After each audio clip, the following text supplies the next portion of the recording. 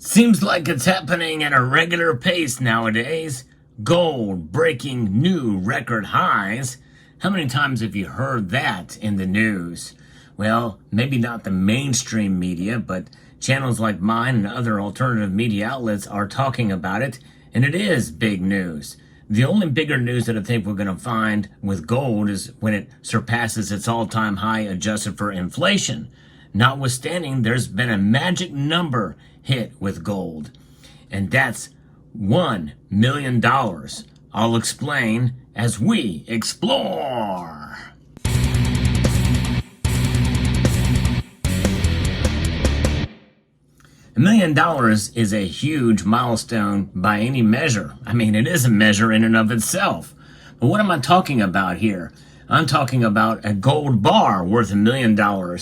And I'm not talking about some special collectible gold bar from the SS Central America. No, I'm talking about a regular bullion bar, what's known as a good delivery bar. I'll explain. Bloomberg News is reporting that for the first time ever, a bar of gold is worth a cool $1 million. The milestone was reached this past Friday when the precious metal spot price surpassed $2,500 an ounce for the first time, which was an all-time high. With gold bars typically weighing about 400 ounces, that would make each one worth more than $1 million. Now think about that for a moment. How many people do you know have 400 ounces like what you see here in their possession?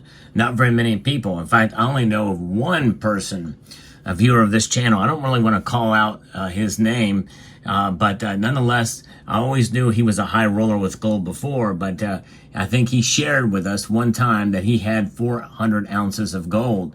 Of course, it really didn't compute back then, but that is the amount for a good delivery bar.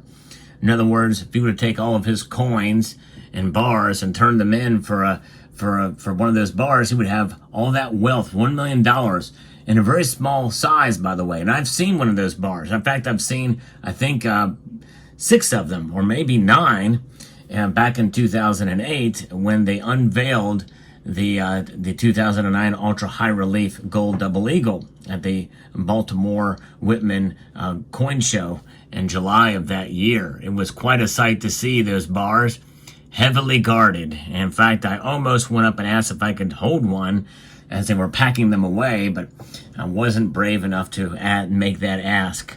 But nonetheless, I wouldn't have gotten very far with it, that's for sure. How much is 400 ounces? I think that's about 27 pounds to hold in your hand. Of course, that is enough. You could scoot off with it, but you wouldn't get very far. The U.S. Mint police were big dudes and very heavily armed. Nonetheless, it's amazing to think about it, but I want to bring this home to you and make it more personal for you in a moment here. But first, let's continue with what this is saying here from Bloomberg. It's been an amazing ride to see this gold bar measured on a chart as far as its value. And we can see that from January of 2023, it was well below 0.8 of $1 million, about 800,000, 700,000, some odd dollars. And now it's just climbed up steadily. It's been jig-jagging its way up through and now reaching that all-time high in real dollars. There are some nuances to the figure. While gold bars in the London market, the global center for trading the precious metal, normally weigh about 400 troy ounces, they can contain 350 to 430 ounces of pure gold, according to the London Bullion Market Association. It is amazing. They kind of do the same thing with silver too. The 1,000 ounce silver bars can weigh anywhere between 950 to 1,030, 1,040 ounces. So the size is variable. And that's so it's possible for individuals to buy much smaller, more affordable bars, such as those sold by Costco. And that's what Bloomberg is reporting. And the ones sold by Costco are the 2 bars you see here at the top.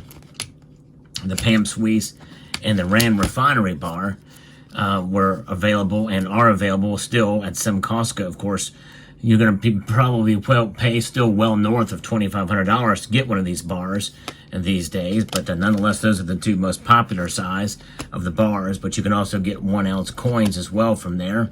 And in fact, the most popular size typically is going to be 1 ounce. That's the most popular size. Maybe not the most bought from any given time, but that kind of brings it home to us when you think about it. We think about the size of a bar that weighs 400 ounces. Well, that's 400 times more than what you possibly could get.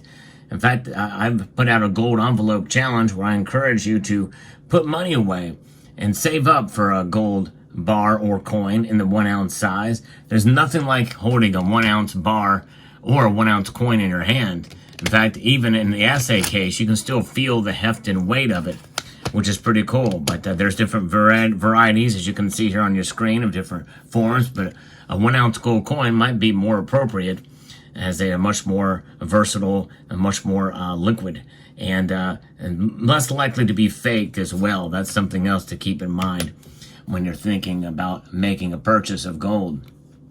In the first half of this year, central bank net purchases of gold stood at 483.3 tons, equivalent to almost 40,000 of those bars we just talked about, the 400-ounce variety, according to a Bloomberg calculation using figures from the consultancy Metal Focus.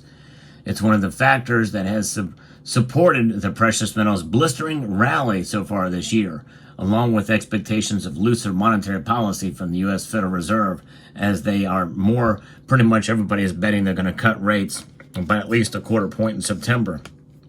But thinking about gold, and you're thinking about where it is and the affordability of it, for most people, it's very difficult to buy an ounce of gold and just willy-nilly.